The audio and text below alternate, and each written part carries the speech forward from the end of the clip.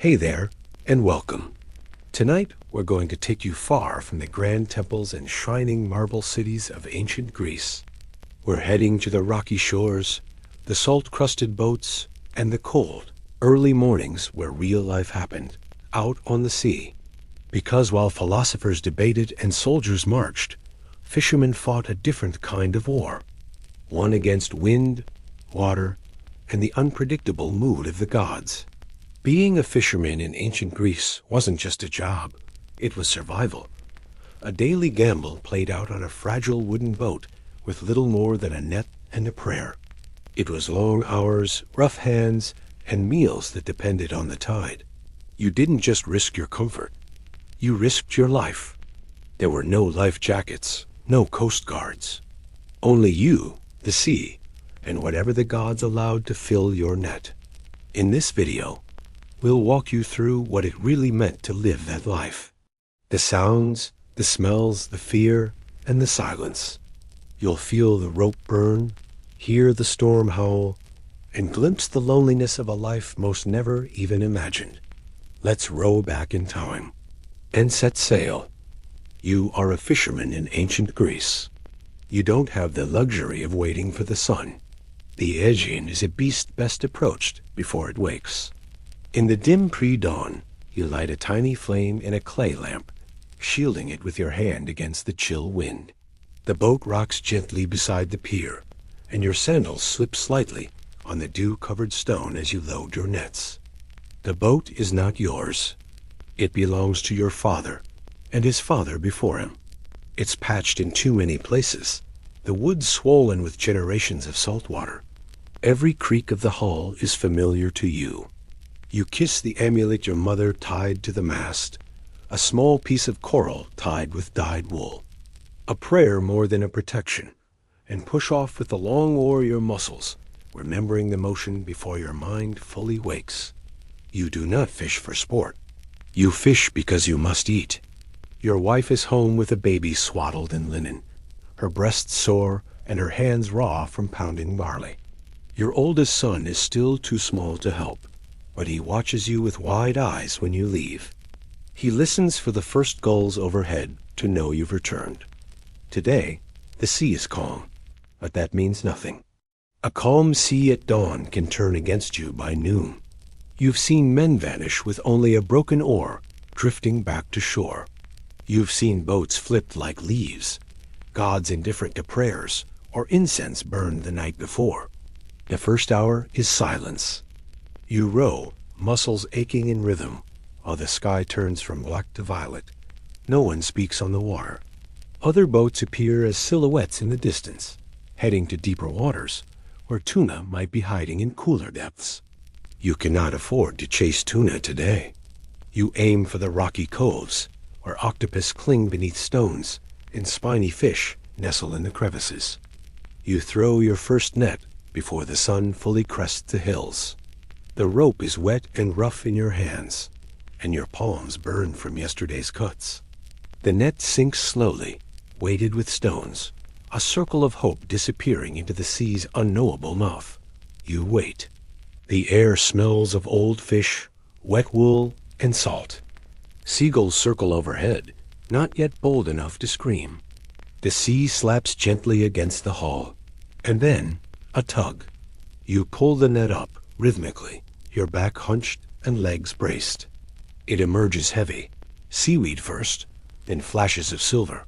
Not much.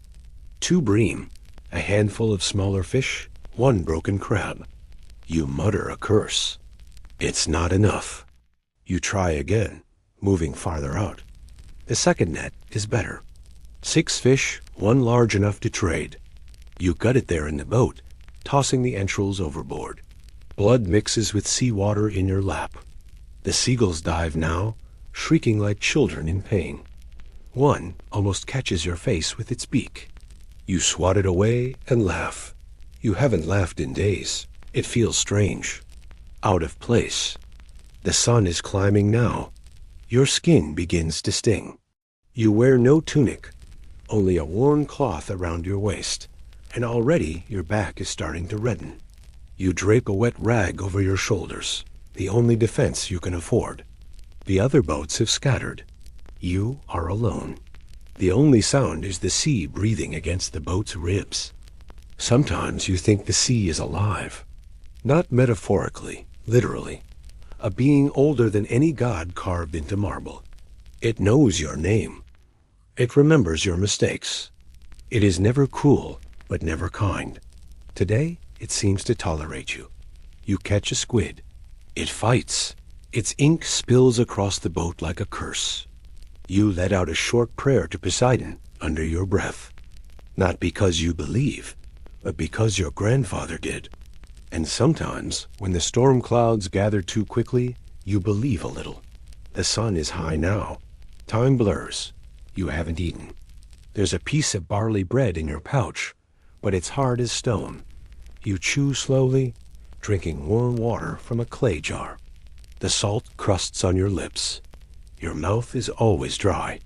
You've stopped noticing. You drift for a while, scanning the water.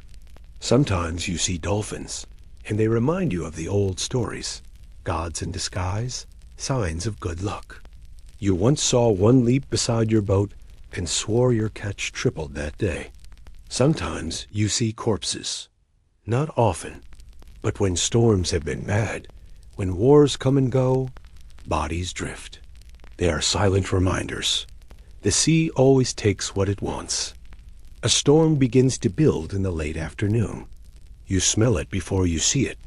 The air shifts, thickens, grows electric. Your hands move faster now.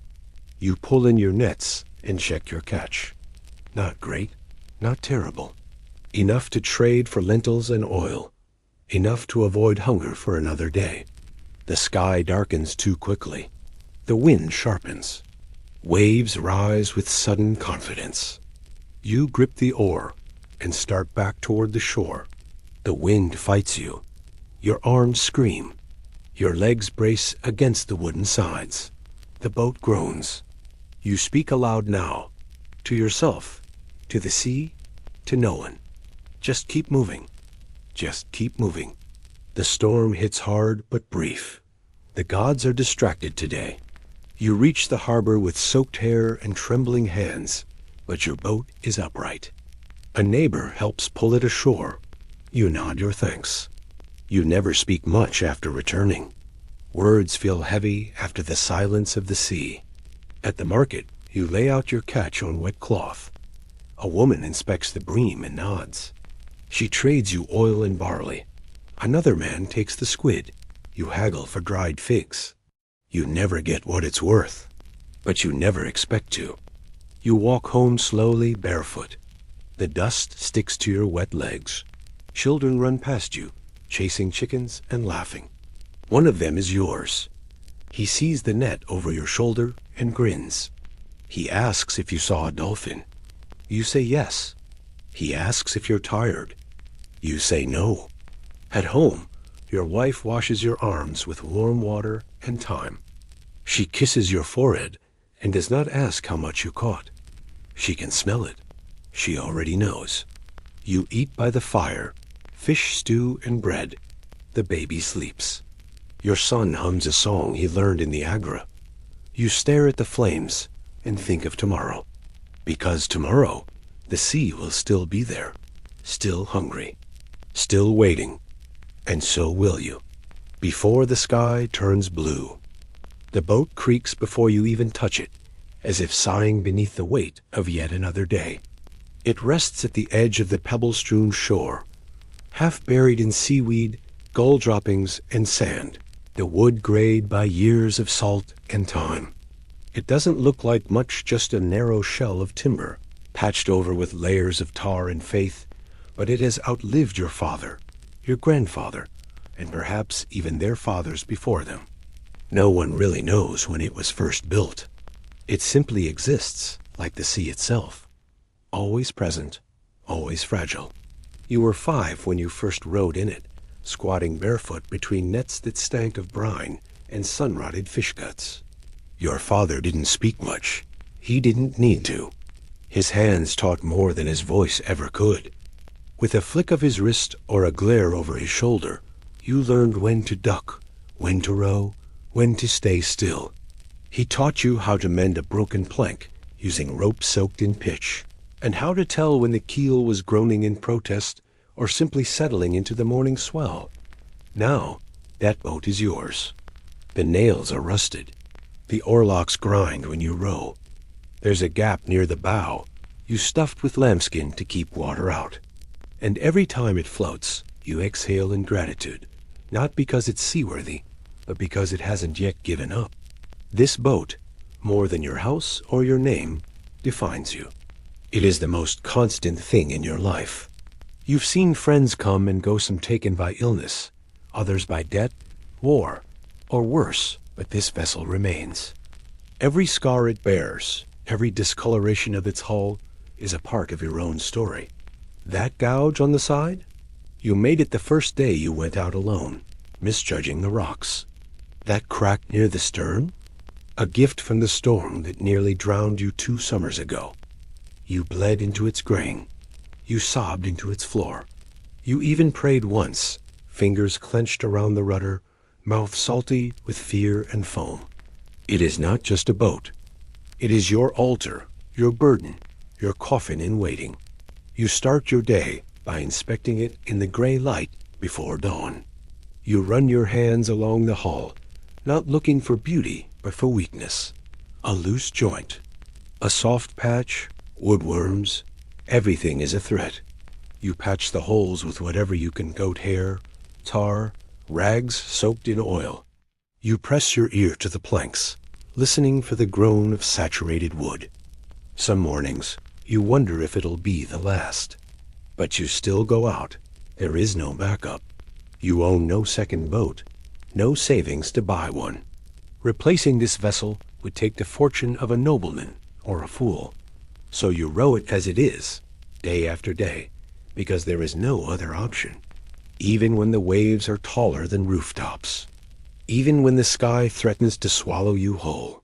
You bail water with a clay pot, the same one your father used. You know exactly how much you can let it fill before the boat rides too low. You've memorized the creaks, the lurches, the rhythm of fear. Sometimes you catch yourself speaking to it, whispering under your breath, not as a prayer, but as a plea. Just one more time, you say, before casting off. Just hold together. Just don't crack. Not today. You know of men who tried to build new boats. They thought they could outsmart time with younger wood and modern nails. But new boats are proud. They don't know the sea like yours does. They don't anticipate the lurch of a sudden swell, or how to glide over hidden reefs just off the headland. New boats get cocky. They split under pressure. Yours may be ugly. It may stink. It may float with the grace of a wounded mule. But it knows the sea, and the sea somehow respects it. You row out past the shallows, your hands blistered and your back already sore. The boat shudders under the weight of your nets and the memory of storms. It tilts to one side where the ribs have warped. You lean the other way, out of habit. Balance is a dance you've learned without thinking. Around you, the world is water and wind. The land recedes. You feel it in your chest, a weightless, suspended anxiety. The kind that only disappears when you cast the net and focus on something real. You reach for the net, damp and cold, and begin to cast it out in a wide arc. The motion is familiar. So is the slap of wet rope against your wrist, the strain in your shoulder as you throw. The boat rocks with each motion, responding like an old dog adjusting to your pace. You watch the waves rise and fall around you, and you wonder again how many days this hull has known, how many storms it's survived, how many bodies it's carried. Yours one day among them? You've seen death at sea. You've seen men fall overboard, heads vanishing beneath green-gray water, their screams snatched away by wind. You've seen hulls split clean in two by the rocks near Cape Thalasson, jagged like broken teeth. And still, every morning, you return to this boat. You trust it not because it's flawless, but because it's flawed in all the right ways. You know it like your own limbs. It will not save you from the gods, or from bad luck, or even from your own mistakes. But it will try. And that's more than most things in this world offer. By midday, your knees are raw from kneeling on the planks. Your thighs ache from bracing the swell. You've hauled in only a few small fish, barely enough to trade for a jug of oil or a hunk of barley bread. You glance at the sun, at the empty sea, and at the boat beneath you. It offers no answers, just silence. Sometimes you wonder what it was like when the boat was new fresh wood, sharp corners, tight seams. Did it gleam? Was it faster? Did your great-grandfather sit at the same place you do now, hand wrapped around the oar, feeling young and immortal? Did he also think, "This boat will carry me forever"? And then a gust of wind reminds you it won't.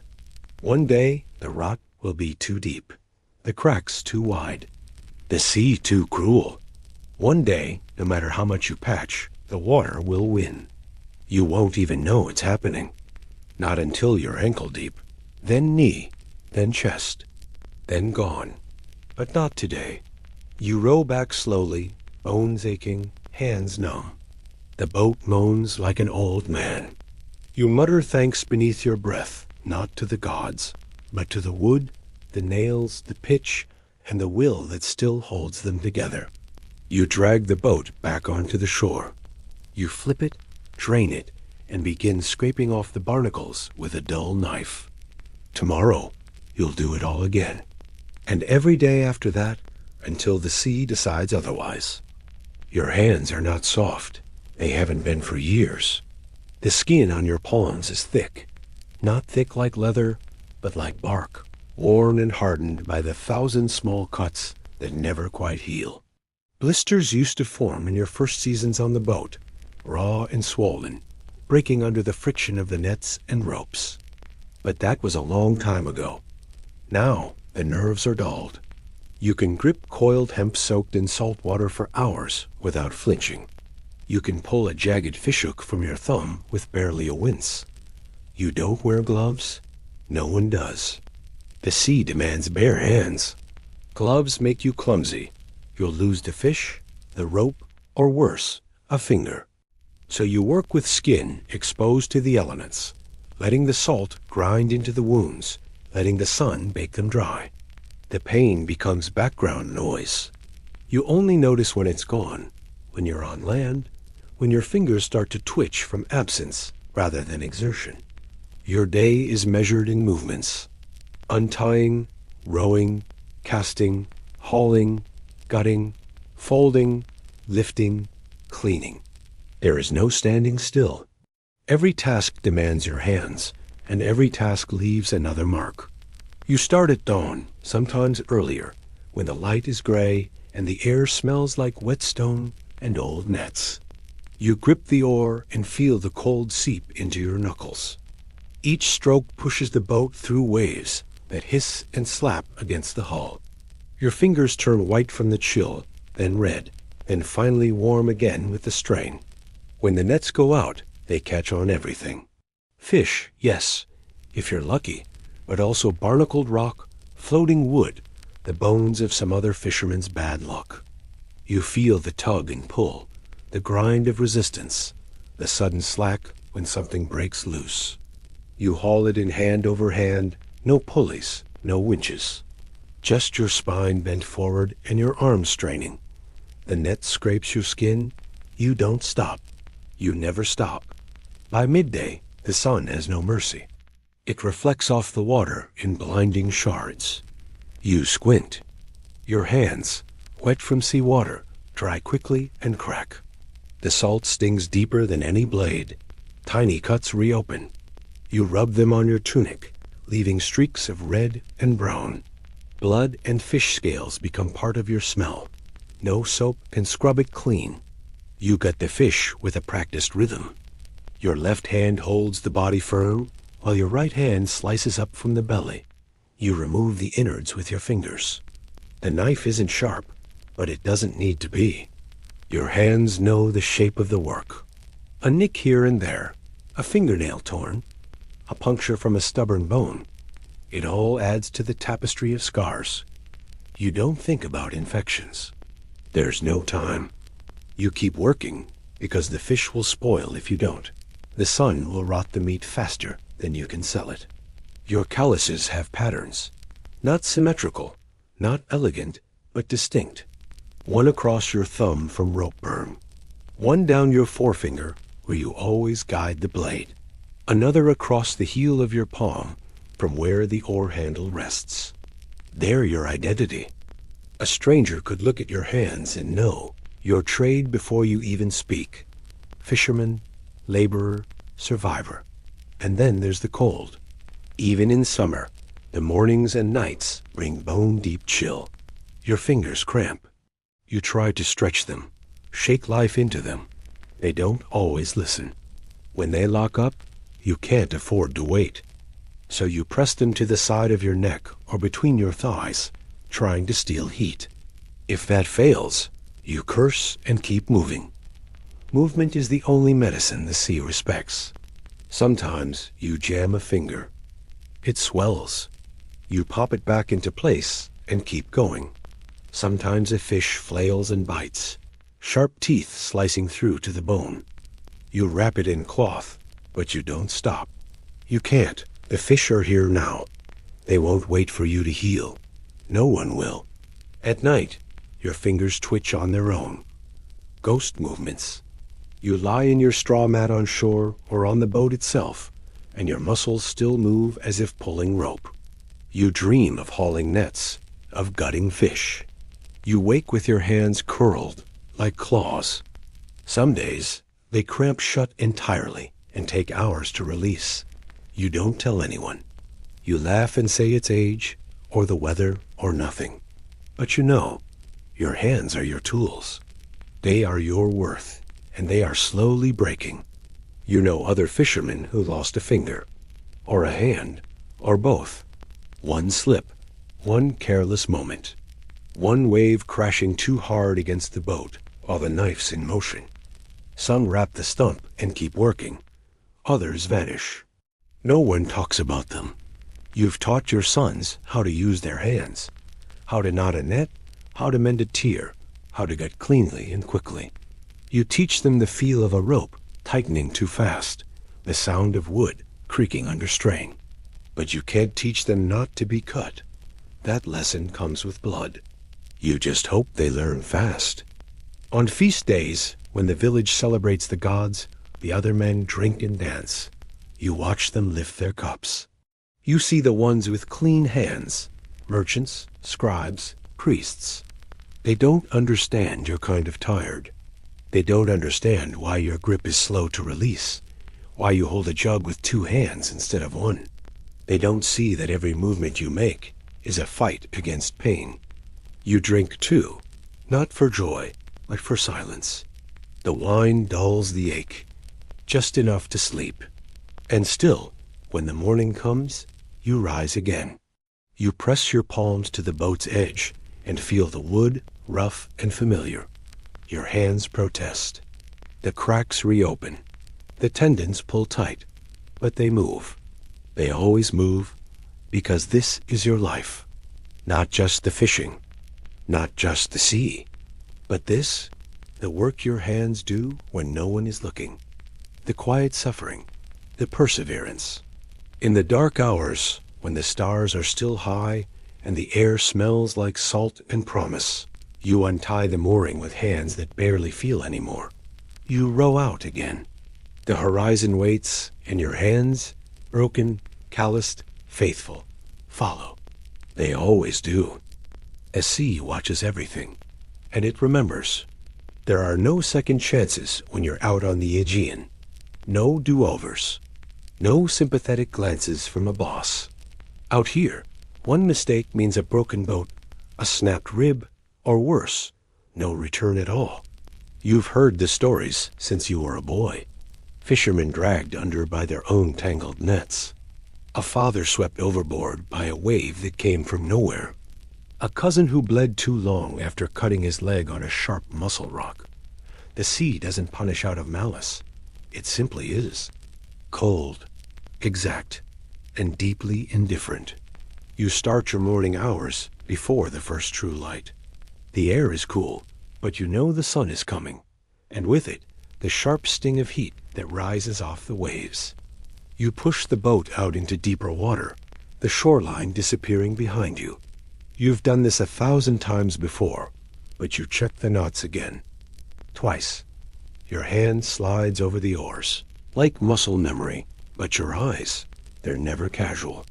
You watch the water. You listen to the wind. You pay attention, because the moment you don't, the sea reminds you. A first mistake comes from confidence. That quiet, dangerous voice in the back of your head. I've done this before. So you loosen a knot without double-checking it. Or you look away as a gust pulls the sail harder than you expected. Maybe you set the anchor slightly wrong, and it holds until it doesn't. That's when it happens. The boat jerks. The net catches. You feel the pull before your mind registers it, and in those 2 or 3 seconds, your entire future hangs on how fast you move. Grab the rope too high, and it'll slice your hands open. Too low, and you're pulled in. If you're lucky, you let go in time. If you're not, you're swallowed. And the Aegean doesn't give you back. You hear stories. You've seen stories. The silent boat drifting back toward shore with no one inside. Just a few bloodied nets, maybe a sandal. The sea tells no tales, but the villagers do. They gather around fires at night with their fish and their bread, their skin red from sun and wind, and they speak low. Always low, like the sea might hear them. They remember the faces of the men who didn't listen. The young one who laughed at the storm clouds and thought he could outrun them. The older one who tied his net line around his waist so it wouldn't escape him. He escaped nothing. Because here's the truth you're raised with.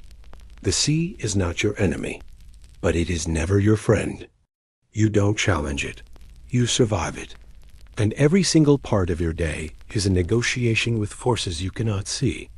The tides shift quickly. Winds can change mid-cast.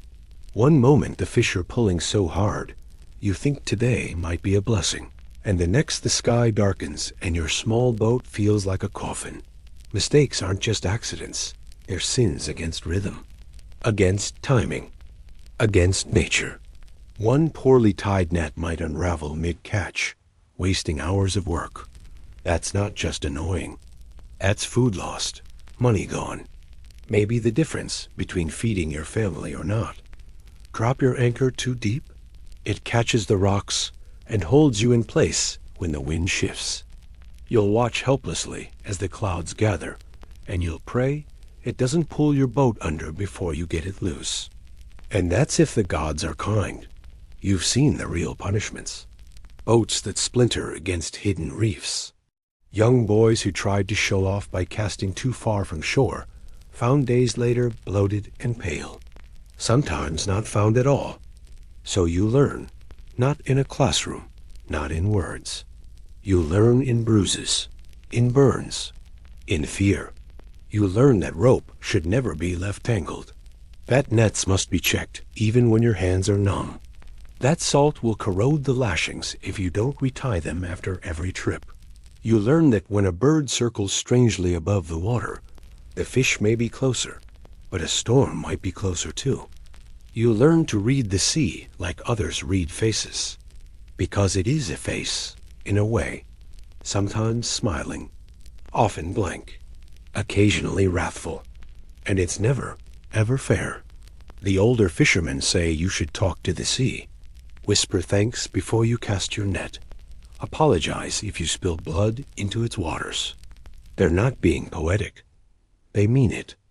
Because when your entire life is decided by a force of nature you can't control, respect becomes your only protection. A man once brought a horn to sea, thought he could play it and summon the dolphins, like in the stories. They found his boat days later, horn floating beside it, hull cracked open like an egg. The sea doesn't respond to arrogance, only humility. And still, you go back, day after day. Not because you love it, though some say they do. You go back because this is what feeds you. Because it's all you know. Because the land does not give freely in Greece. The rocks are stubborn and the crops grow thin. But the sea, sometimes, if you listen, gives back. It gives you a fat basket of fish, just enough for the market. It gives you calm waves when your shoulder aches. It gives you another day, and sometimes that's enough. You come home with salt in your beard and blood on your palms, and your child runs to you asking what you caught. You don't tell them about the knot that slipped, or the wave that nearly threw you. You just hand them the fish, smile, and wash your hands in silence. Because tomorrow, you'll go out again, and the sea will be watching. The moment the net touches the sea, your mind shifts. This isn't just fishing.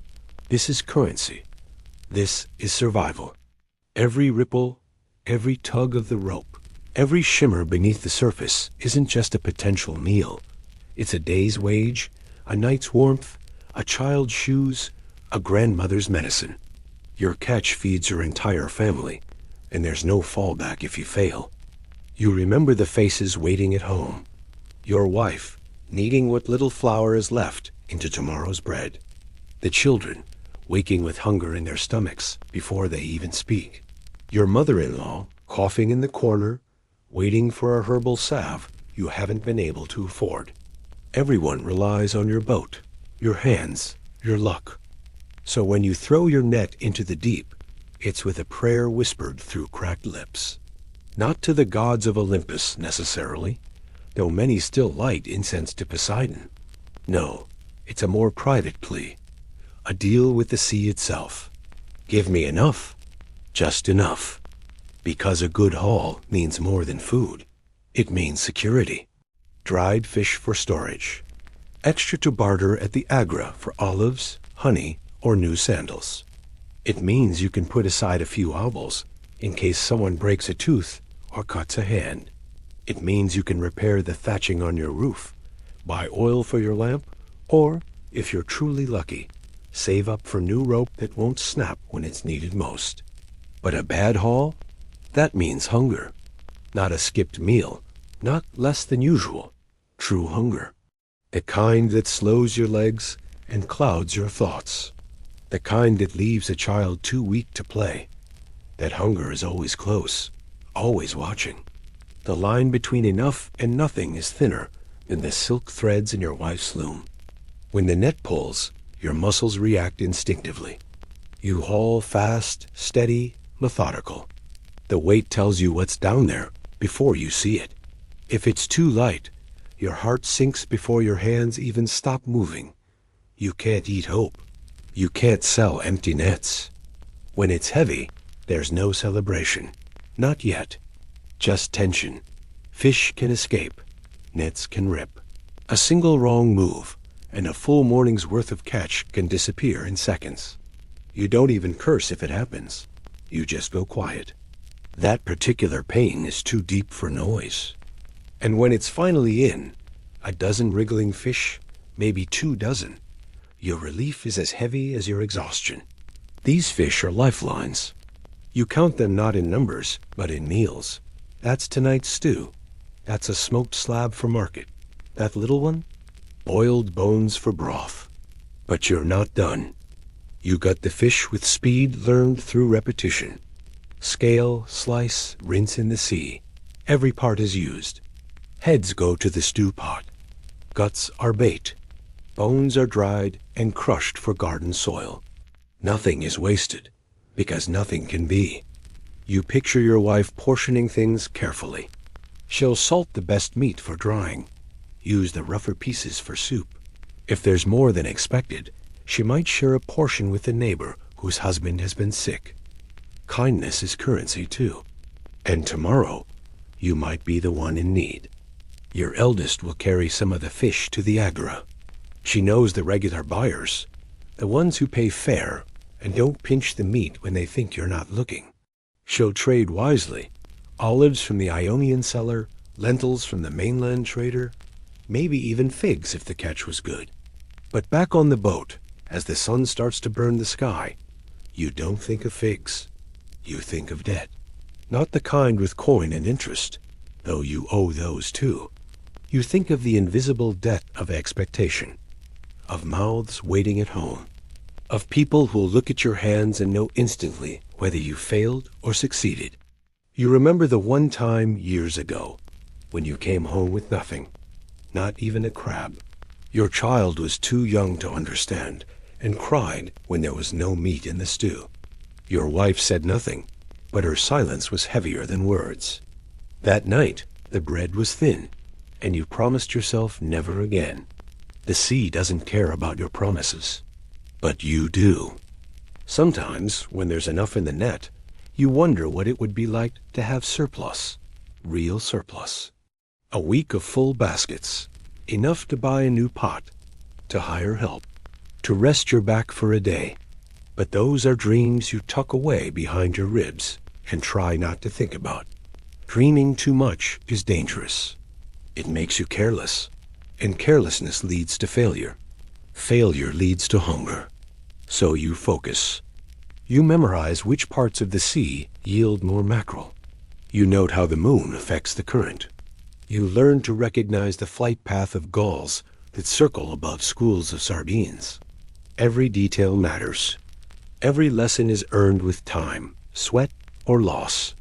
And still, some days, you come back with too little. You lie to the children. The sea was rough, you say. The nets tore. You act like it was a fluke, not a reflection of your hands, your judgment, your timing. But inside, you feel it. Shame, like a stone in your gut. There is no shame in poverty, they say. But there is shame in coming home empty-handed. So when you haul in enough, even just barely enough, the relief is physical. It runs through your shoulders, your knees, your lungs. You don't smile, not yet. You save that for the doorway, when your family sees you and the weight of their hunger lifts, even if only for today. You know men who didn't last, who gave up the sea for farm work inland. But land is no safer. Crops fail. Pests come. The tax collector still knocks. Others left for Athens, hoping to earn coin in the merchant trade, only to return months later, thinner, angrier, poorer. So you stay. You fish. You feed. Because this is what a man does here, not in theory, but in sweat. You rise before the sun. You battle nature. You bring home what you can. You eat last. You worry most. And if you ever catch more than you need, you share.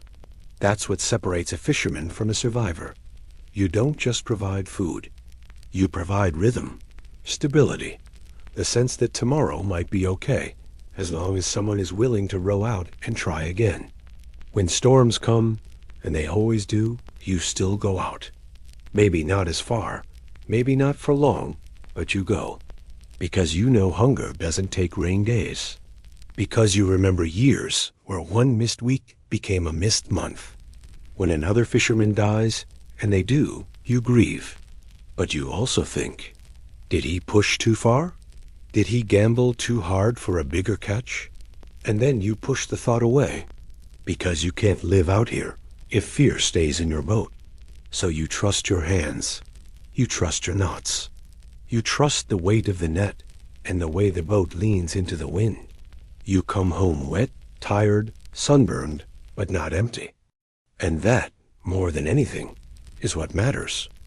The sea is never truly still, but some mornings it feels wrong in a way you can't explain. The wind is quiet, but not restful. The surface looks calm, but the silence feels sharp, unnatural. You glance at the sky, clear, but not safe. You've been fishing long enough to know the worst storms don't announce themselves with thunder. They arrive wrapped in silence. In ancient Greece, there are no weather forecasts, no radio warnings, no lighthouse beacons. There's just instinct and memory. You've seen it before. The way the gulls disappear. The way the water turns that strange shade darker, heavier. You try not to think about it. You have mouths to feed, nets to cast. But still, the back of your neck tingles as your oars slice the water. You row out anyway, Because you have no choice. Storms in the Aegean don't play fair. They don't build slowly like stories. They strike like punishment. One moment, you're scanning for fish. The next, you're fighting for your life. It starts with a sudden shift in the wind. Then a gust. Too strong. Too fast. Your boat rocks in a way that no normal wave could cause. You look up, and the sky is no longer sky. It's a lid. A black ceiling collapsing on the world. And then it hits. Waves like beasts slam into your vessel. Rain comes sideways. Salt stings your eyes. The oar nearly breaks from your grip. You shout, but the wind eats the sound. You're not rowing anymore. You're just trying to stay upright. You tie what you can, ropes to ropes, nets to railings, your soul to your body. Every knot might save your life, or it might drag you under. You don't know. The boat groans beneath your feet. It's wood, old, patched a dozen times. You wonder if this is when it finally gives out. A splinter becomes a crack. A crack becomes a hole. A hole becomes a grave. You bail water with your hands, with a pan, with anything that holds shape. The sea tries to come aboard, again and again. You push it back with desperation. You mutter prayers, to Poseidon, to the sky, to anything that might hear you in the chaos. Your voice is hoarse, but you keep speaking, as if words alone can hold back disaster. And through it all, your mind keeps flashing images. Your wife holding a candle in the doorway, waiting for your return. Your son playing with a carved dolphin toy. The hearth at home. The stew you almost had enough fish for. You are not just fighting a storm. You are fighting to get back to them. You think of the others, the ones who didn't return. Their names whispered in harbors. Their boats found cracked on the rocks, or not found at all. You remember helping to build one of those boats. Painted red, a good hull, strong oars. None of that mattered when the sea turned mean. The Aegean is not large, but it is cruel. Hidden rocks, sudden shifts, deep enough to swallow everything you love. And no one will find you if it does. There are no search parties, no coast guards. Just another boat that didn't come home. Sometimes when the storm finally passes, if it passes, the silence is the worst part. The sea doesn't apologize. It just flattens out again, like nothing happened. Your hands are trembling. Your boat is half flooded. Your face is lined with salt and fear. But the water sparkles again, like it never tried to kill you. You limp back to shore, broken nets trailing behind. Maybe a fish or two survived in the tangle, but that's not what you count. You count breaths, limbs, lives. Sometimes other fishermen wait for you, pulling your boat in with rough hands and quiet nods. Sometimes no one is there. You drag it up alone, muscles screaming, legs shaking, mind blank with the shock of surviving. And when you reach home, there are no words to explain. Your family sees it in your face. They bring a towel, bread, silence. They do not ask how bad it was. They already know. You sit by the fire, trying to warm hands that feel like wood. Your daughter places a bowl of lentil soup in front of you. Thin, but hot. You eat slowly, not because you're savoring it, but because your body hasn't stopped shaking yet. The next day, you check the boat. Damage, always. Wood split where the wave hit hardest. Rope frayed. Nets tangled like seaweed snarls. It will take time to fix. Time you don't have. But you begin anyway. You wonder how long you can do this. How many more storms you can take. Your back aches more than it used to. Your grip isn't what it was 10 years ago. But you also know storms don't care about your age. You ask the old men in the village how they used to survive these gales. They shrug. Some did, some didn't, they say. You nod. That's all the wisdom you'll get. And maybe all you need. Some nights, when the wind howls outside your home, you can't sleep.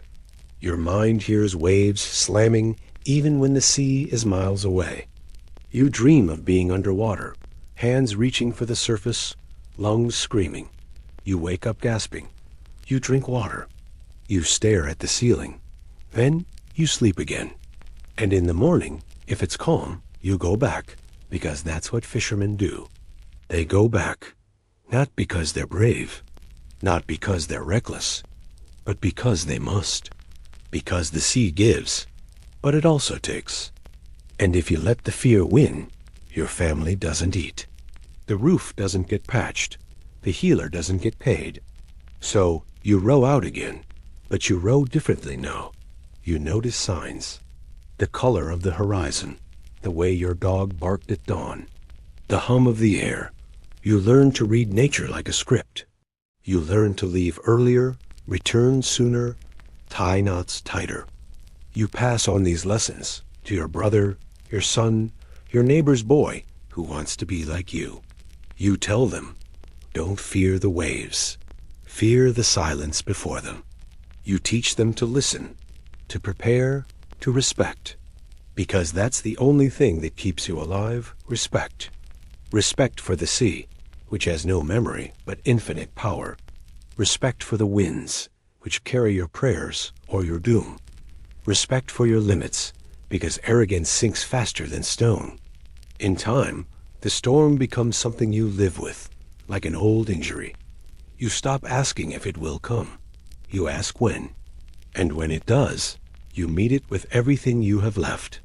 Even when it scares you. Even when your hands shake. Even when the gods seem far away. Because in the world of an ancient Greek fisherman, fear doesn't keep you on land. It teaches you how to return. And that may be the greatest survival skill of all. The sea is a place of constant struggle, and not just against the elements. Some of your most frequent and unwelcome opponents aren't the waves or storms, but the creatures lurking beneath the surface. The octopus, the eels, the sharks, they are real, raw challenges. You know their habits, their tricks, their dangers. But surprisingly, they are not the worst thing you'll face as an ancient Greek fisherman. The octopus is clever, almost mischievous. When you cast your nets, these creatures writhe violently, tangling the mesh in a mess of suckers and ink. Their tentacles grasp at anything nearby, clawing and pulling with a strength that belies their size. You've lost nets to them more times than you can count. Hours of work, shredded in moments. The sight of an octopus caught in the net is a curse and a warning. Its slippery body and squirming limbs are a reminder that the sea is a living, fighting force. Then there are the eels, long, snake-like, and slippery as wet rope. They move through the nets like shadows, biting and snapping at your hands when you reach in. You learn quickly that a careless movement can lead to painful, venomous bites. Their sharp teeth tear flesh and make even the simplest task a trial. You carry scars from eel bites like badges, but they sting nonetheless. Sharks? They are the sea's dark legends. You've heard stories of men dragged beneath the waves, their screams swallowed by the deep. Most of the time, the sharks are more curious than cruel, circling your boat with silent menace. But every now and then, one comes too close, attracted by the smell of blood or the struggle of fish caught in your nets. You've felt their cold noses bump your oars, their fins slicing just below the surface, and it's enough to send shivers down your spine. But sharks are predictable. You respect them, and you keep your distance. Yet, despite these fierce opponents, none of these creatures compares to the dread of a day when the sea gives nothing. When the nets come up empty, when you drag your hands through water, so silent, it feels like the breath has been sucked out of the world. This silence is what terrifies you most. The sea, which usually roars with life, is suddenly a vast void. The horizon stretches out like an endless wall of blue, but beneath the surface, there is no movement, no shimmer of scales, no flicker of fins. Your nets, heavy with hope, come up heavy with disappointment. Not a single fish wriggles free. In those moments, the sea feels like an enemy, a vast, cold indifference. It mocks your labor and your prayers. You begin to wonder if the gods have turned their faces away, if the ocean itself is punishing you for something you cannot understand. You think of the family waiting on shore, the children who need bread, the wife who watches the horizon with anxious eyes.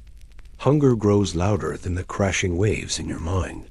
With every empty haul, you feel the weight of failure pressing down harder than the waves ever could. Days without fish stretch like an endless winter. The village grows quiet. Other fishermen curse the sea, curse the gods, curse the very water that gives them life and takes it away just as easily. There is talk of hunger, of moving away, of giving up the sea forever. But that is not an option. The sea is all you know, all you are. You remember the stories your father told, of seasons when the fish disappeared, when the water was empty, and people survived only by patience and sacrifice. You tell yourself to be patient, to keep faith, but patience is a hard master. It wears down your spirit like salt on skin. You start doubting your skills. Maybe the nets aren't strong enough. Maybe your hands are too slow. Maybe the sea has found a new enemy in you. You talk to other fishermen about it, and their faces are grave. They tell tales of changes in the sea, currents shifting, fish migrating to unknown waters. The old patterns don't hold anymore. The sea is alive, yes, but it is also unpredictable. It obeys no man. You try new methods. You change your fishing spots, follow the birds, watch the tides more carefully. But the silence can last days, weeks. The nets come up empty again and again. During these times, the village feels like a ghost town. Children go to bed hungry. Women whisper prayers at the temple. The market stalls stand bare. And the fishermen, those stubborn souls, look out over the sea with haunted eyes, hoping for a sign, any sign, that life will return beneath the waves. This absence of life beneath the surface is what tests you more than any storm or shark. It is a reminder of your own smallness, your fragility in the face of nature's indifference. You are not the master here. You are a part of a vast cycle, dependent on the unseen rhythms of the ocean and the gods. So you wait, you hope, and you prepare for the day the nets will come alive again. Because when the sea is silent, the struggle is not just against nature, it is against despair itself. As you stand on the shore, net in hand, preparing to face the endless sea once more, you know one truth above all else. The gods are always watching. They observe your every move, from the casting of your nets to the laborious pulling of your catch. But their watchfulness is not always a blessing. The gods of ancient Greece, especially Poseidon, the mighty god of the sea, are unpredictable patrons, capricious in their favors and ruthless in their punishments. You whisper prayers before each trip. You offer small tokens to the sea. But deep down you know this divine gaze is as much a challenge as it is protection. Your ritual begins at dawn, when the light is faint and the world feels suspended between darkness and day. Before you step onto your creaking boat, you murmur a quick prayer to Poseidon. You ask for calm waters, for generous fish, and for safe passage through the treacherous waves. You may toss a coin into the water, or let a small piece of bread drift away, hoping that God will accept your offering. These moments are sacred, filled with a mix of reverence and fear. You understand that you are bargaining with a power far beyond your control. The sea itself is a reflection of Poseidon's mood. One day it may be calm and generous, spilling its bounty into your nets as though the god himself has opened his hand. The next day the waters might churn in violent storms, tossing your boat like a toy and threatening to drag you beneath the waves. You learn to read the subtle signs. A sudden chill in the air, a distant rumble of thunder, the eerie silence before a storm, because you know that disrespecting the gods can mean disaster. But the gods are never consistent. They watch with amusement and sometimes cruelty. You hear the stories told around the fire. Fishermen caught in a sudden squall because they forgot a prayer. Sailors lost because they insulted a statue. Entire crews swallowed by the sea when Poseidon's wrath was unleashed. These stories are warnings, lessons etched into the collective memory of your village. They remind you that humility is the only way to survive. You don't just pray to Poseidon. You also invoke the lesser spirits of the sea, the Nereids, the sea nymphs who might soften the god's anger, or the winds who can either speed your journey or strand you for days. Your respect extends to the land gods too, for you live on the edge where earth meets ocean. Demeter, goddess of the harvest, holds the fate of your village's crops, and you know that if the fields fail, the sea's bounty will be even more crucial. That God's eyes are everywhere, watching every breath you take. Despite your prayers, the gods seem to delight in your struggle. They watch you haul your nets full of writhing fish, only to see you battle storms or predators. They see your hands bleeding from rope burns, your face burnt by sun and salted by spray, your body exhausted from hours of labor. The gods test your endurance, your faith, and your resilience. They remind you that life is a battle, and the sea is a merciless teacher. Sometimes, when the catch is good, you think the gods are smiling upon you. Your nets bulge with fish, and the boat seems lighter as you row home. The village greets you with cheers and prayers of thanks. You offer sacrifices, a portion of your catch, or a small libation, to honor the gods and secure their favor for the future. These moments of plenty are precious and rare, fueling hope for the next voyage. But the gods' favor is fickle. Just as quickly as fortune smiles, it can turn away. A sudden storm, a night when the nets come up empty, a cruel tide that pulls your boat away from home. These are reminders that the gods are not bound by human desires. They answer to their own will, and mortal lives are but fleeting flickers in their eternal gaze. You come to understand that the gods do not promise safety or success. Instead, they offer the chance to prove your worth. Each journey onto the sea is a test of courage, skill, and faith. You learn to accept that suffering is part of the bargain, that struggle is woven into the fabric of your existence, and that the gods watch not just to punish, but to witness your perseverance. This divine watchfulness shapes every aspect of your life. It colors your relationships, your work, and your hopes. When the sea is calm, you thank the gods. When it rages, you pray for mercy. When your nets are empty, you seek signs of their will. The gods are woven into the very rhythm of your days and nights, reminding you that in this ancient world, survival is not just a matter of skill, it is a matter of divine favor. In the end, you realize that to be a fisherman in ancient Greece is to live constantly under the gaze of powers you cannot fully understand or control. The gods are always watching, sometimes kind, often indifferent, and occasionally cruel. The gods are always watching, sometimes kind, often indifferent, and occasionally cruel. But through it all, you carry on, casting your nets into the uncertain waters, hoping that the next prayer will bring you closer to favor, and that the gods will grant you just enough mercy to survive another day. After hours spent battling the unpredictable sea and the fickle gods, you finally pull your weathered boat up to the rocky shore. But your day is far from over. The moment your feet touch solid ground, the relentless grind continues. There is no rest for the fisherman, no time to catch your breath or wipe the salt from your skin. The sea's bounty must be prepared, transported, and sold, and the clock is already ticking. Your first task is to gut the fish. You kneel on the hard-packed earth or a rough wooden plank, your hands trembling from exhaustion, but steady with the practiced precision learned from years of repetition.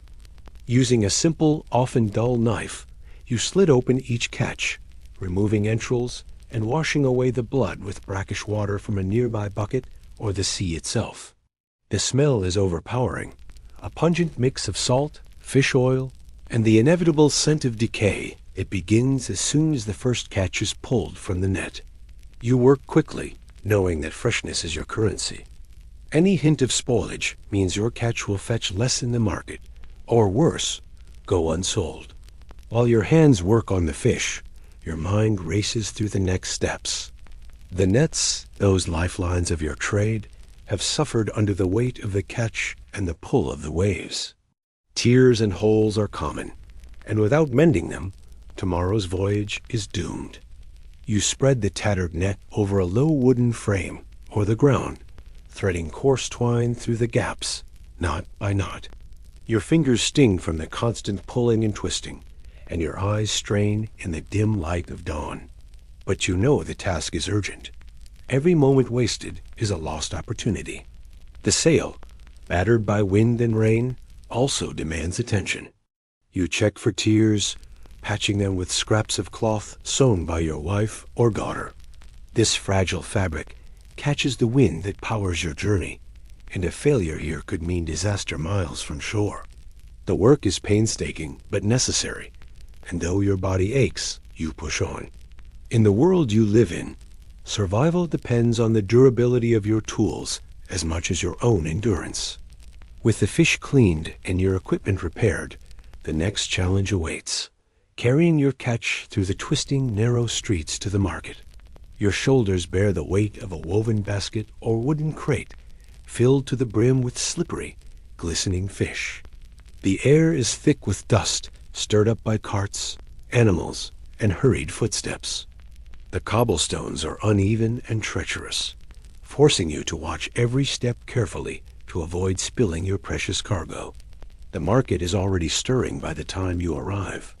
Vendors shout their wares, bartering loudly with customers who haggle for the best price. The smell of fresh bread, roasting meat, and herbs mingles with the less pleasant odors of animal waste and refuse. You must navigate this chaotic scene, finding your usual spot where customers expect your catch, regulars who know the quality you provide, but who are never easy to please. Setting down your load, you arrange the fish neatly, hoping to attract buyers. But selling is an art in itself. You must shout your prices, call out your catch's freshness, and fend off competitors who seek to undercut you. The market is not a place of friends. It is a battleground where every coin counts.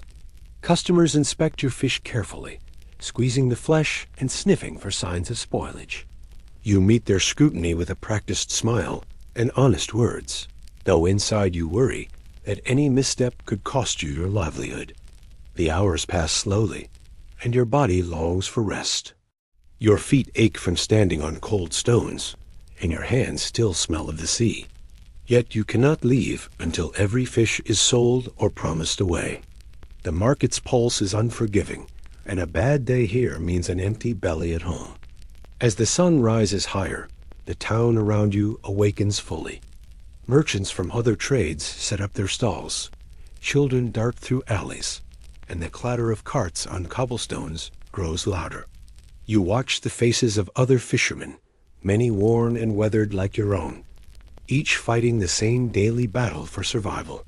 There is a shared understanding among you, a silent bond forged by hardship and hope. Even after the last fish changes hands, your work continues. You must clean your gear, prepare your boat for the next day, and sometimes repair broken oars or patch holes caused by storms.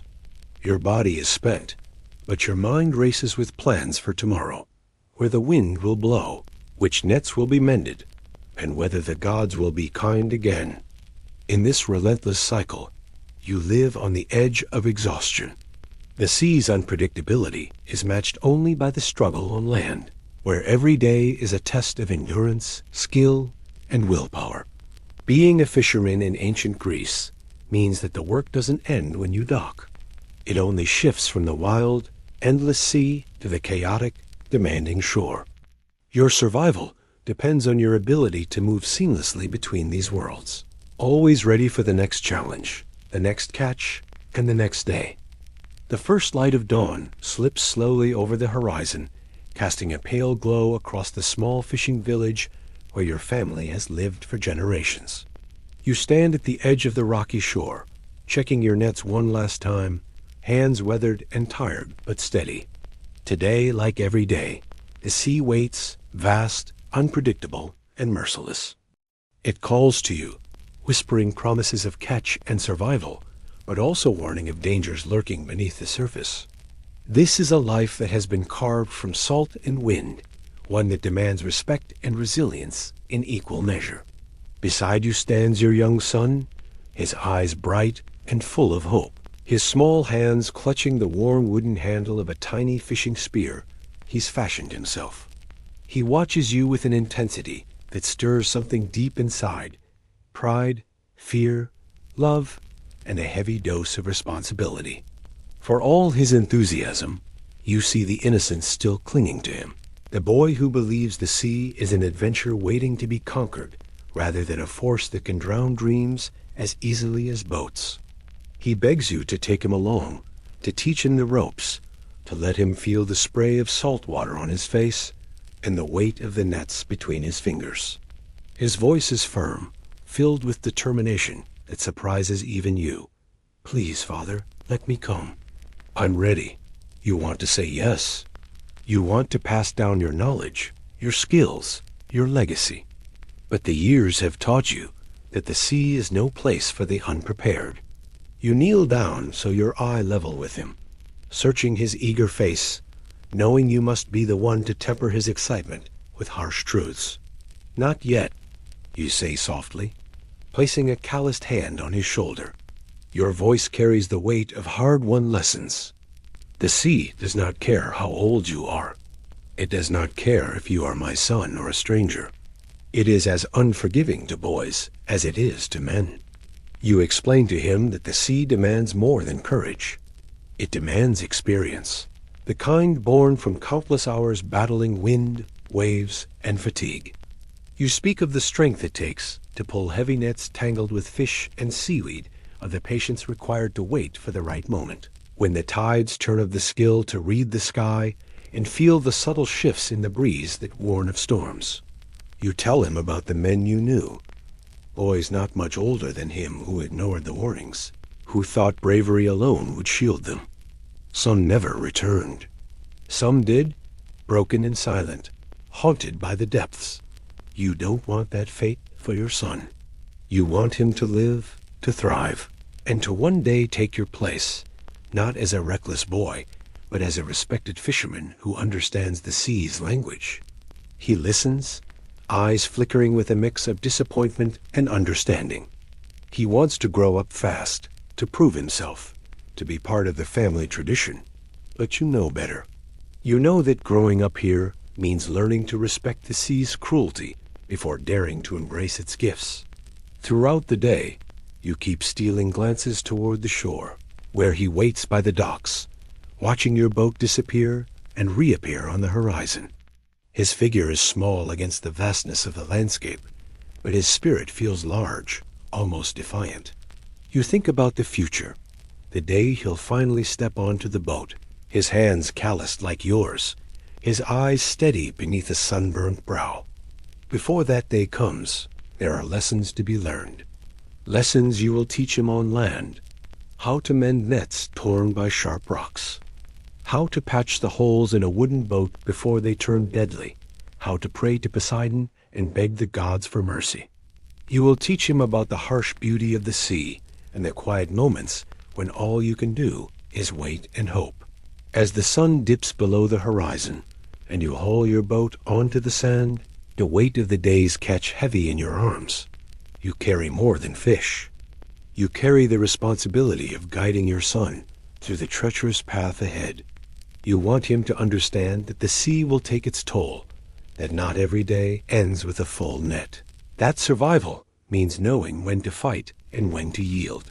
You promise yourself silently that you will protect him from the sea's worst, at least for a while longer. You will teach him patience, resilience, and respect before ever handing him an oar. And when the time is right, when his hands are steady, his heart calm, and his spirit unyielding, you will let him go, confident that he can face the sea's endless challenge. Until then, you tell him to watch, to listen, and to learn from the safety of the shore. Because the sea does not forgive haste or recklessness. It is a harsh teacher, and it will claim those who are unprepared. Your son's journey is just beginning, but the sea's lessons will shape him for a lifetime. Navigating the ancient Aegean Sea is a skill passed down through generations, but it is never certain or easy. There are no modern charts, no GPS devices, no lighthouse beacons guiding your way home. Instead, you rely on a mix of instincts honed over years, whispered tales from your father and grandfather, and a deep, almost spiritual connection to the land and water around you. The jagged coastline, the scattered islets, and the underwater reefs are familiar friends or deadly foes. You know their shapes, their edges, and their dangers. But even the most experienced fishermen can never fully tame the ever-changing sea. The rocks, those ancient sentinels beneath the waves, shift and change with storms and tides. What was once a narrow, safe passage can, after a winter storm, become a trap waiting to break your boat's hull. You memorize every curve of the shore, every cove, every sharp outcrop visible above the waterline. But the hidden dangers lurking below are less forgiving. You know to stay alert, to watch the water's color for telltale signs of shallow reefs or sudden drops. You learn to read the patterns of waves as they break differently over submerged rocks. Even so, the sea is a cruel teacher, and many have learned the hard way that familiarity does not equal safety. Fog is your greatest enemy. It rolls in without warning, a thick, choking veil that swallows sound and sight alike. In the dense white nothingness, your small wooden boat becomes a lonely speck, isolated from the world. The horizon disappears. The shoreline vanishes. Only the soft slap of water against wood reminds you that you are afloat and not lost to the sea itself. Your heart hammers in your chest as you strain to listen for the telltale echo of crashing waves against rocks or the distant call of seabirds circling above safe harbors. You remember the stories told by older fishermen, tales of boats lost to fog, swallowed by reefs hidden just beneath the surface, never to be seen again. Those lost souls haunt your thoughts as you row cautiously, eyes sharp, hands steady on the oars. Your body is tense, every muscle ready to react. The sea demands constant vigilance, and even the smallest lapse in attention can be fatal. At times, you trust the stars to guide you. The night sky is your map, and familiar constellations like the Great Bear or Orion become beacons. Their positions help you determine direction and estimate distance, but even this celestial guidance has its limits. Clouds and storms can obscure the heavens, leaving you blind beneath a velvet black sky. You pray silently that the heavens will part and show you a path home. Your experience tells you to avoid risky routes when visibility is poor, but sometimes the pressure of time or the lure of richer fishing grounds forces you to push through the danger. In those moments, your hands grip the oars tightly, knuckles white. Your eyes scan for any sign of shifting water patterns, any ripple hinting at rocks beneath the surface. Every heartbeat feels loud in the eerie silence, the tension thick enough to cut with a knife. You respect the power of the rocks because they do not discriminate. Whether you are a seasoned fisherman or a young apprentice, the sea treats all alike. The rocks do not care if you are wealthy or poor, strong or weak, careful or reckless. They wait silently, indifferent to your struggles. One wrong turn, one miscalculation, and your wooden boat could be splintered against their unforgiving edges. The memory of a neighbor lost in a storm lingers in your mind. A boat struck a hidden reef during a thick fog and was broken apart in minutes. The crew fought desperately, but the sea was merciless. You remember standing on the shore, helpless, as the waves swallowed your friend's cries. His family's mourning was a stark reminder of the sea's cruelty, and a warning burned into your soul. No matter how well you know the rocks, you must never underestimate them. You also understand that the sea changes. The currents shift sandbars and rocks, creating new hazards and closing old safe passages. What was a familiar route last season might now be a death trap. This ever-changing landscape demands adaptability and humility. You check and recheck the shoreline, noting subtle changes in the water's color and texture, trying to update your mental map before setting out. Even the strongest boats cannot withstand the power of a collision with hidden rocks. The hull might splinter, water gush in, and your chances of survival plummet. You think of the hours it takes to build and repair your boat, of the care you put into patching every leak, and the pride you feel in its seaworthiness. Yet, all that effort means little when faced with the raw force of nature. Fear is not a weakness here. It is a survival tool. It sharpens your senses, keeps your body alert, and your mind ready to act. You carry that fear like a shield, not letting it consume you, but acknowledging its presence. It reminds you that the sea's beauty is matched by its danger, and every day you return home safely is a victory. You think about the generations before you who faced these same challenges, how they passed down their knowledge through stories, warnings, and rituals, how they honored the sea and the rocks with prayers, offerings, and respect. This connection to the past strengthens your resolve, reminding you that you are part of a long line of fishermen who have danced this delicate dance with nature. Despite all precautions, the possibility of disaster never fully leaves your mind. You prepare yourself mentally for the worst, imagining the cold water rushing in, the boat breaking apart, the struggle to survive against overwhelming odds. You know the sea's silence can be as deadly as its storms, and you remain vigilant, every minute alert to the slightest change in your surroundings. In moments of calm, you marvel at the rugged beauty of the rocky coastline, how the sun glints off jagged stones, how the waves sculpt the cliffs over centuries, and how life clings stubbornly to crevices and tide pools. This beauty is a constant reminder of the harsh balance between life and death on these waters. Navigating the Aegean without maps is a test of patience, skill, and respect. You honor the rocks by avoiding arrogance and embracing caution. Every trip is a lesson, a reminder that nature is not something to conquer, but something to live with, to understand, and to respect. You return to shore each day carrying this wisdom in your bones, grateful to have survived another journey. The rhythm of village life is as predictable as the tides, or so it seems. Each dawn, the fishermen push off from the rocky shore, their boats creaking against the swell as they venture into the open water. The women and children, the elders and merchants, all expect the return of those men who risk the sea every day. They expect to see the familiar outlines of boats bobbing on the horizon by late morning, to hear the laughter and shouted greetings as the fishermen haul their catch ashore, to smell the salty scent of fish mixed with seaweed and sweat. This is the pattern of life, woven tightly into the fabric of the village. But when a boat fails to appear, when the sun rises and a familiar figure does not, the silence becomes a loud and dreadful presence. The absence speaks louder than words, cutting through the everyday noise of the village like a knife. No one greets the empty dawn. No one waits with hope. Instead, the air tightens with an unspoken fear, a dread that settles deep into the bones. The first to notice are often the wives and mothers, those whose lives are inextricably tied to the men who brave the sea. They stand on the shore, eyes scanning the horizon where the boats should appear.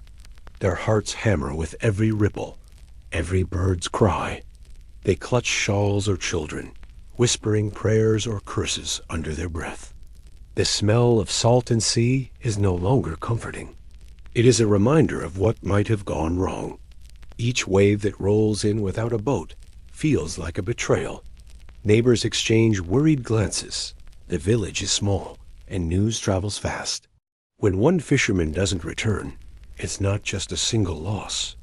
It ripples through families and friendships, shaking the community's sense of safety. They gather in small clusters by the docks, whispering rumors and fears. Was it a sudden storm? A rock hidden beneath the waves? Pirates or bandits lurking in the shadows? The sea is cruel, but the unknown terrifies more. As hours stretch into the afternoon, lamps are lit in homes, their flickering glow spilling out into the dusk. The light is both a beacon and a warning, a sign that the village is awake to something gone wrong. People step outside, faces drawn tight with worry, eyes fixed on the horizon that remains empty. Prayers rise softly, a chorus of hope and desperation, calling for safety, for mercy from gods both old and new.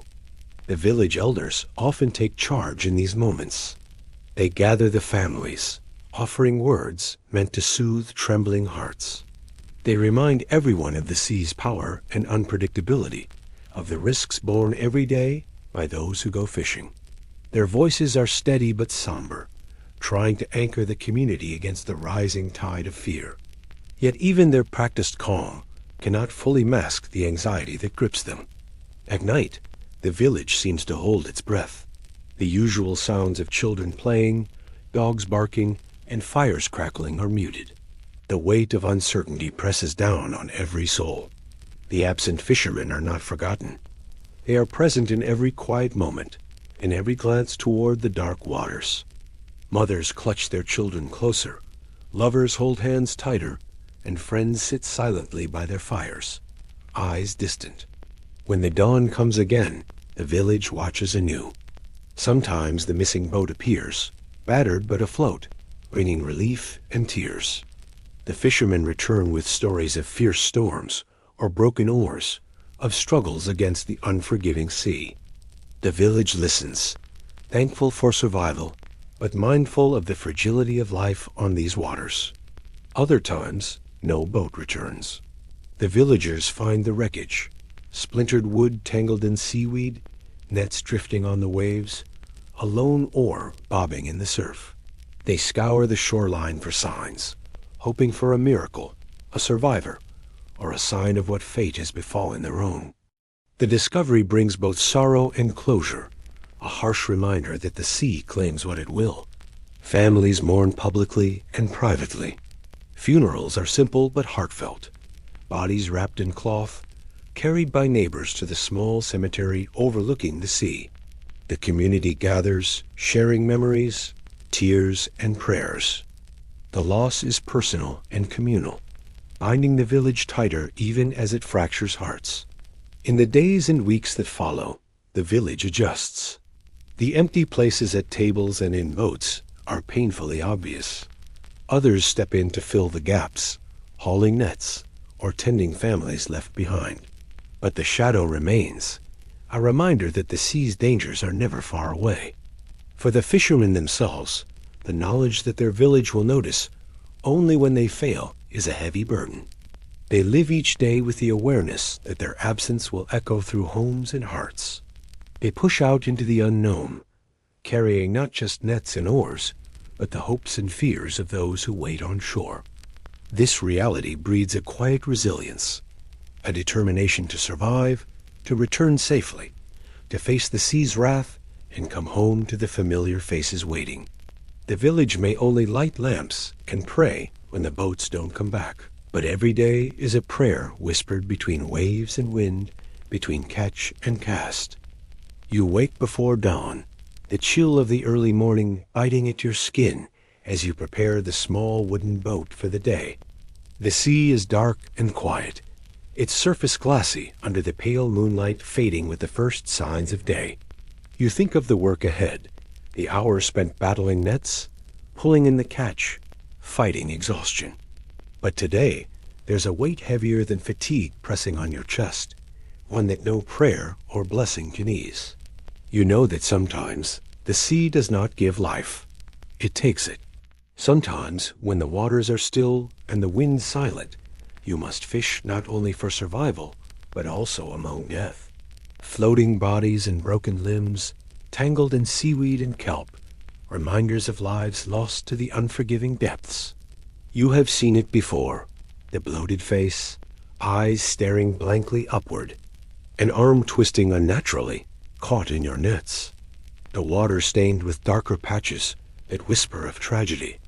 The sea is no friend to the weak or unprepared, and today It has reminded you again of its merciless nature. You row silently, your hands steady despite the horror beneath you. Fear or shock would only slow you down, and there is no room for weakness out here. The village depends on your catch, not just for food, but for the small coin that keeps families clothed and children fed. The dead are reminders, but life must go on. As you pull your nets, the weight shifts unervingly. Your heart pounds in your chest, but your face betrays nothing. You work with mechanical precision, untangling ropes, separating fish from debris. Beneath the water's surface, shapes shift eerily. A hand grasping uselessly at a rope, a torso half submerged, drifting with the tide. The smell is sickly sweet and sharp, a mix of salt and decay that clings to your clothes and skin. You breathe shallowly, careful not to let the stench settle deep in your lungs. Returning to shore after such mornings is the hardest part. No one asks about the horrors witnessed. You are expected to keep the dark truths locked away like the sea itself. You rinse your hands in the cold water by the docks, scrubbing at the smell, trying to wash away the weight of what you have seen. You don't to speak of the bodies or the faces that haunt your dreams. You carry those memories silently, like scars beneath your skin. At home, the children chatter and play, unaware of the shadow lurking beneath the surface of your daily work. Your partner asks about the day's catch, smiles when you show a modest haul, but never questions the tiredness in your eyes or the stiffness in your hands. You say nothing, because some things cannot be shared, and the sea demands your silence. The village, too, prefers ignorance. They see only the life-giving bounty, not the death that sometimes floats alongside it. Rumors whisper of lost fishermen, of ships swallowed whole by storms, but no one wants to dwell on the bodies drifting beneath the waves. The dead are swallowed by the sea's vastness, erased from memory, except in quiet prayers and solemn ceremonies. This unspoken reality shapes you, hardens you. You learn to mask the horror with routine, to find strength in the daily grind. The sea teaches you to respect life and to fear death, a lesson carved deep into your soul with each corpse passed in the cold morning light. You become part of a secret brotherhood of those who have seen the sea's darkest face and yet continue to sail, to fish, to survive. At night, the images visit you unbidden, the pale face floating just beneath the surface, the lifeless hand brushing your net, the cold silence of the deep. You lie awake, staring at the ceiling, wondering who will be next, who the sea will claim when dawn breaks again. But morning comes, as it always does, and with it the necessity to rise, to face the water once more.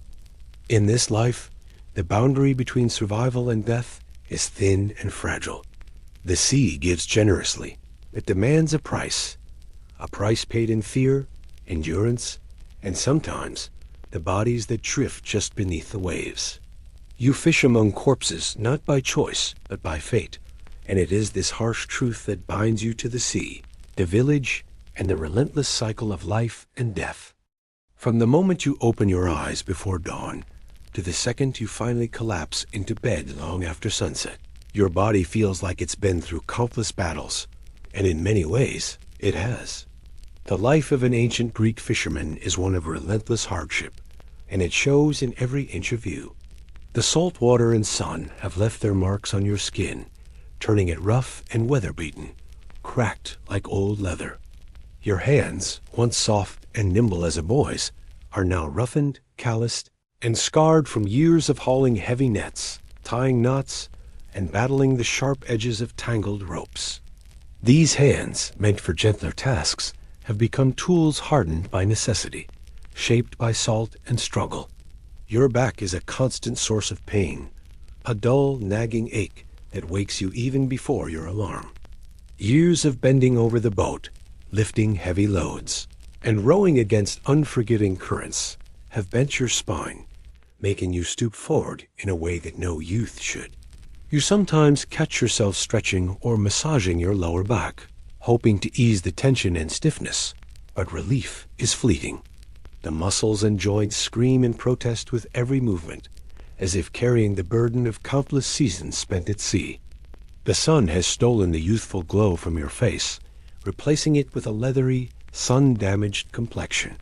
Wrinkles deepen around your eyes and mouth, etched there not only by age, but by squinting against the glare of the water and the harsh, unyielding daylight. Your hair, which once shimmered dark and thick, now shows streaks of gray that seem to appear overnight. It thins, too, especially at the temples, as though the sea itself has claimed a part of you. Your ears, once keen to the cries of seagulls and the distant creak of other boats, now struggle to catch those sounds. The roar of waves, the crash of storms, and the whistle of wind have battered your hearing until the world is quieter. A dull, muffled echo of what it once was. Conversations in the village are difficult to follow, especially in the noisy marketplace or crowded tavern. Sometimes you nod along, pretending you understand, while frustration simmers beneath your calm exterior. Your eyesight, too, is fading.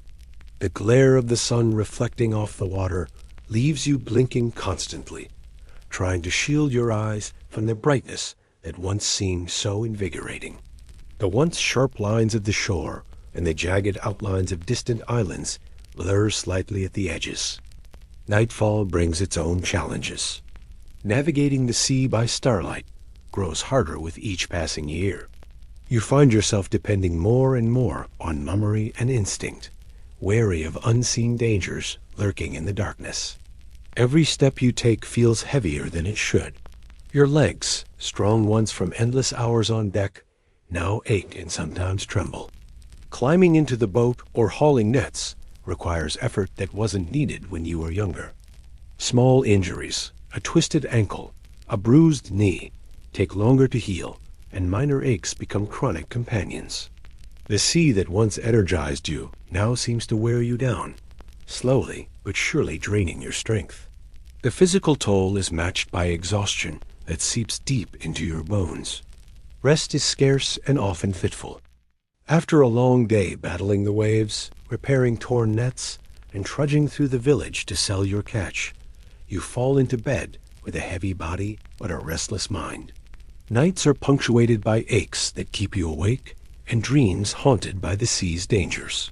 The cold night air creeps through cracks in the walls, chilling your tired muscles and making sleep elusive. You try to find relief where you can. Perhaps a warm soak in a basin of water, sprinkled with herbs bought from the market, or a poultice applied to aching joints. But these remedies are temporary at best, a small comfort against the relentless wear of your daily life. The village healer offers simple treatments, crushed herbs, prayers to Asclepius, but medicine is limited and often ineffective. You learn to bear the pain silently, stoically, like your father did before you. The passage of time is cruelly apparent in the reflections you catch, in a still pool, a window pane, or a polished bronze mirror.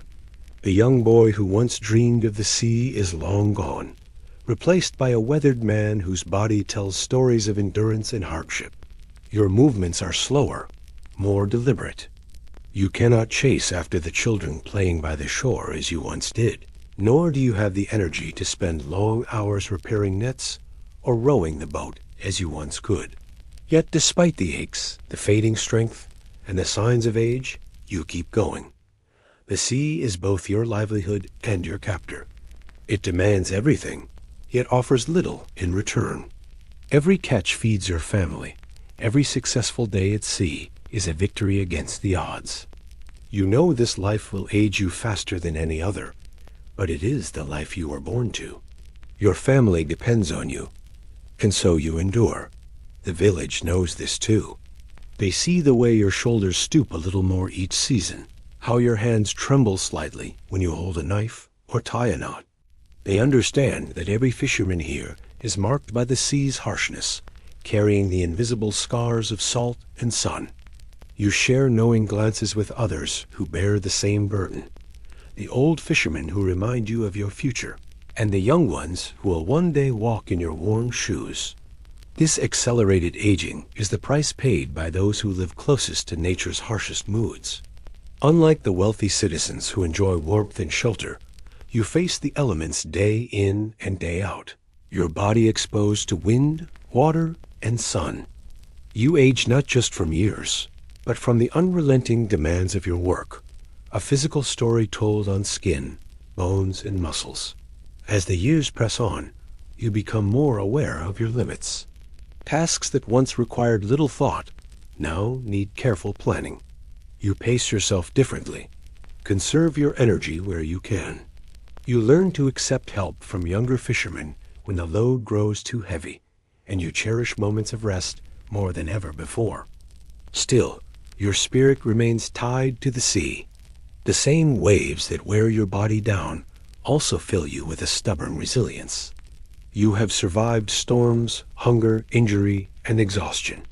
Your body may show the signs of relentless wear, but your will remains unbroken. The sea has aged you faster than time alone, but it has also shaped you into something stronger, a man forged in salt, sun, and struggle. In the quiet moments, when the boat rocks gently on calm waters and the sun dips below the horizon, you reflect on this life, the price paid, the sacrifices made, and the strength earned. You know that your story, like those of countless fishermen before you, is one of endurance. Your body may age faster than it should, but your spirit sails on, weathering the endless tides, day by day. Every morning, as the pale light begins to seep into the sky, you prepare yourself for a ritual that never grows easier. You embrace your child tightly, feeling the warmth of their small body against yours, their soft breath mingling with your own. Their tiny fingers clutch your shirt as if afraid to let go, and you kiss their forehead, trying to memorize the moment, knowing it could be the last time. Your wife stands nearby, her eyes heavy with worry but forcing a brave smile, her hands lingering on your arm for just a heartbeat longer before you turn away. The weight of uncertainty settles on your shoulders like a thick fog. Every day you push off from the shore, you carry more than just your nets and oars. You carry the fear that this might be the final journey. The sea is beautiful, mesmerizing even, with its endless horizons and shimmering waves, but it is also merciless, cold, and unpredictable. You have seen fellow fishermen leave on clear mornings, only to never return. Their boats found days later, battered and broken, or never found at all. This knowledge is a constant shadow, following you out to sea and back again. The routine begins the same way every time, loading your weathered boat with nets, hooks, and bait, offering silent prayers to the gods who might be listening, and pushing off into the vastness. Your heart pounds with the rhythm of the waves as you row past familiar rocks and cliffs, the village fading into a speck behind you. Your thoughts drift back to your family, their faces, their voices, their laughter, a fragile tether that pulls you back whenever the sea threatens to sweep you away. You know the sea can turn on a dime. Moments of calm can be shattered by sudden storms, fierce winds, or rogue waves that crash over your small craft with terrifying force. The water that once seemed like a gentle friend becomes an enemy, pulling and pushing with indifferent strength. You have felt the cold embrace of the sea more times than you want to remember, your breath caught in your throat as the boat rocks violently, nets tangled and useless in the chaos. Each wave you conquer feels like a small victory, a reprieve from the fate that lurks beneath the surface. Yet the sea holds many secrets. Hidden currents that drag boats down, sharp rocks concealed by shifting tides, and sudden squalls that appear without warning. The unpredictability is what haunts you most. You can prepare, you can pray, but you cannot control the ocean's will. In the quiet moments between the work, when you rest your arms and gaze across the horizon, your mind wanders to the men you've lost. Faces of friends and neighbors flash in your memory. Their laughter now echoes from another world. Some fell to storms, others to accidents, and some simply vanished, swallowed by the unforgiving waters. The village mourns quietly, but the sea takes no notice. It demands respect, but offers no mercy. You have learned to live with this fear, to carry it like a hidden stone in your pocket. It sharpens your senses and quickens your reactions, but it also weighs heavily on your heart. You find yourself holding your breath as the boat crests a wave, your hands tightening on the oars. Every creak of the wood, every splash against the hull, reminds you of the fragility of your existence. Returning to shore brings a rush of relief, but also a quiet celebration of survival. You scan the shoreline anxiously for the faces of your family, your heart leaping when you see them waiting. Their smiles, their embraces, reaffirm that you have beaten the odds for another day. Yet, beneath the joy is the knowledge that this safety is temporary, a fragile bubble that could burst at any moment. You have had conversations with other fishermen about this unspoken truth. They too live with the tension between hope and dread, sharing stories of near misses and lost companions.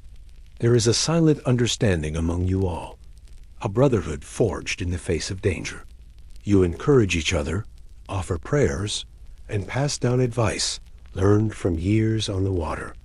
At times, you find yourself staring at the horizon long after the workday ends, wondering what fate awaits you.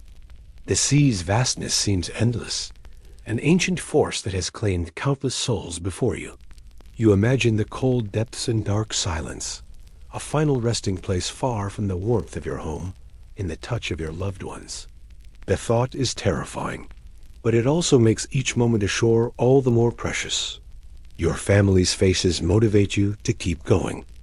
You work not just for yourself, but for them, to provide food, to pay for your children's futures, to maintain the fragile thread that ties you together. You dream of a day when your son might take the oars, or your daughter might find a different life beyond the sea's reach. But until then, you face the ocean with determination, even as it ages you faster than time itself.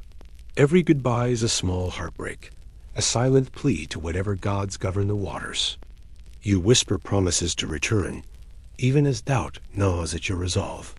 Your loved ones watch you go, their eyes reflecting both hope and fear. This daily parting is a ritual born of necessity, a reminder that survival is never guaranteed. Sometimes in the darkest hours of the night, you lie awake thinking about what lies beyond your next voyage. The sea is both provider and taker. It has given life through the fish it yields and taken lives without warning. The balance is precarious, a fragile dance between man and nature. Yet, despite everything, you hold on to the simple acts of love and connection. The kiss on your wife's forehead, the warm embrace of your child, the laughter shared in moments of respite. These are the treasures that make the risk worthwhile. They are the anchors that keep you grounded, even as the sea threatens to pull you away. You know that no amount of skill or strength can guarantee your safety. The sea is impartial, indifferent to your plans or dreams. It does not care if you are a skilled fisherman or a weary father. It claims its due in silence, leaving those left behind to grieve and remember. And so, each day begins and ends with uncertainty. You greet the dawn with a mix of hope and caution, set out on your boat with a heart full of prayers, and return with stories of survival, or, sometimes, sorrow. The sea teaches you humility, resilience, and the value of every breath. You never take a single day for granted, because you understand the fragile thread that connects you to life. Every wave you conquer is a gift, every safe return a blessing, and every farewell is a reminder of the unpredictable, beautiful, and sometimes cruel dance with the sea, a dance you must continue again and again. Thanks so much for joining me on this journey into the life of an ancient Greek fisherman.